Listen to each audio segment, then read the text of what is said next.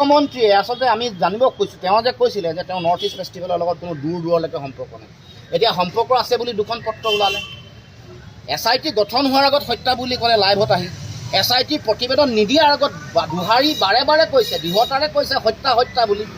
আমি এতিয়া সুধিব কৈছোঁ, আপুনি যে হত্যা হৈছিলে এইটো কথা আপুনি জানিছিলে নেকি? হত্যা আপোনাৰ জ্ঞাতহাৰে হত্যাটো হৈছিলে নেকি? এইটো কথা অসমৰ ৰাইজে জানিব কৈছে।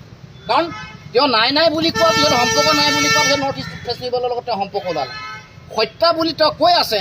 আমি ৰাইজে প্ৰথমে কৈছিলোঁ আপুনি হত্যা কেনেকৈ গম পালে? ৰাইজক জনাব লাগে চ'ৰ্চ কি, আপুনি কেনেকৈ ক'ব? জানিব পাৰে আপুনি, কোনোবাই তেওঁৰ হৈ ওকালতি কৰি 2-4জনে কৈছে যে মুখ্যমন্ত্ৰীয়ে জানিব পাৰে। জানে যদি কওক, আধা কৈ আধা কিয় নাই কোৱা? নক'লে সম্পূৰ্ণ নক'ব লাগে, ফুল্লি কনফিডেঞ্চিয়েল কথা। গতিকে এই যে কথা বতৰাবোৰ কৈ থাকে, আৰু যোৱাকালি দেখিছোঁ তেওঁ এইবোৰ বিভিন্ন SOP আনিছে। আৰু মদ যদি খায় তালৈ কৈছে তোমালোকে মদৰ দোকান কমোৱা। অসমত মদৰ দোকান তোমালোকৰ দিনত বাঢ়িছে, গাঁৱে ভূঞে বাঢ়িছে, মদৰ দোকান বাঢ়িছে, তোমালোকে বাৰৰ লাইচেঞ্চ দি আছা দিনে দিনে। বিভিন্ন মানে গাঁৱে ভূঞে মদৰ চাৰিওফালে বেহা কৰিছে। এইটো বন্ধ কৰা, নিয়ন্ত্ৰণ কৰা। এই কামটো কৰিব নোৱাৰে, কিন্তু তেওঁলোকে SOP দি মানুহক তালৈ যোৱাটো বাধা দিব খুজিছে। মূল কথাটো বাধা দিব খুজিছে, আৰু সেইকাৰণে বিভিন্ন মানুহৰ লগত ভূপেন হাজৰিকাৰ লগত কেতিয়াবা মাটিটো কম্পেয়াৰ কৰি দিয়ে। কম্পেয়াৰ কৰাটো উচিত নহয়। ডক্টৰ ভূপেন হাজৰিকা এটা সুকীয়া সত্তা, জুবিন দাও এগৰাকী জাতিটোৰ কাৰণে সুকীয়া সত্তা। তুলনাও কৰিব নালাগে, মিক্সো কৰিব নালাগে, দুয়োটাক পৃথককৈ ৰাখিব লাগে। দুগৰাকী বেলেগ সত্তা অসমৰ জাতীয় জীৱনৰ কাৰণে। আৰু যিটো কাম হাগ্ৰামা মহিলাই ডাঙৰীয়াই কৰি দেখুৱালে, অসমৰ মুখ্যমন্ত্ৰীয়ে লাজ পাব লাগে। যিমান আহল বহলকৈ কৰিছে, যিমান ভালকৈ জন্মদিন পাতিছে, যেনেকৈ মাতি দিছে, মই কৈছোঁ যে অসমৰ মুখ্যমন্ত্ৰীয়ে হাগ্ৰামা মহিলাৰী ডাঙৰীয়াৰ পৰা শিকিব লাগে, শিকাটো প্ৰয়োজন।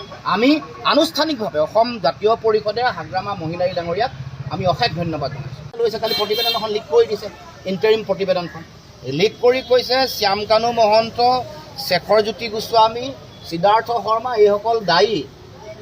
আমি ক'ব খুজিছোঁ অভিমন্যু তালুকদাৰ কি দায়ী নহয় নেকি? তেওঁক কিয় জেলত দিয়া নাই? তেওঁ কিয় নাম লোৱা নাই? তাৰমানে অভিমন্যু তালুকদাৰৰ লগত মুখ্যমন্ত্ৰীৰ পত্নীৰ কিবা ব্যৱসায়িক সম্পৰ্ক আছে নেকি? সেইকাৰণে এই কথাটো তেওঁলোকে অভিমন্যু তালুকদাৰক এনেকৈ বাধা দি ৰাখিছে নেকি? এইটো জনাব লাগেতো ৰাইজক। যদি ইয়তখনত মদ খোৱাৰ কাৰণে জুবিনদাৰ হত্যা বা মৃত্যু বুলি ধৰা হৈছে, ইয়তত থকা 16জন মানুহক কিয় এৰেষ্ট কৰি ৰখা নাই অসমত? আমাৰ এইটো ডাঙৰ প্ৰশ্ন। কিয় আয়োগৰাকী, ইনভেষ্টিগেটিং অফিচাৰগৰাকী কিয় প্লেচ অফ অকাৰেঞ্চলৈ ইনভেষ্টিগেশ্যন কৰিবলৈ, তথ্য সংগ্ৰহ কৰিবলৈ যোৱা নাই? ইমান দিন যোৱাৰ পিছতেতো তথ্য সংগ্ৰহ কৰিবলৈ গ'লে তাততো তেওঁলোকে অৰিজিনেল তথ্য নাপাব। আপোনালোকে জানে যেতিয়া কোনোবা এগৰাকী মানুহৰ মৃত্যু হয়, হত্যা হয়, সেই একেই চিটুৱেশ্যন এটা ক্ৰিয়েট কৰি লয়। তাত প্ৰেজেণ্ট থাকে, দেৰি হ'লে মানুহৰ কথাবোৰ ইফাল সিফাল হৈ যায়। তাত থকা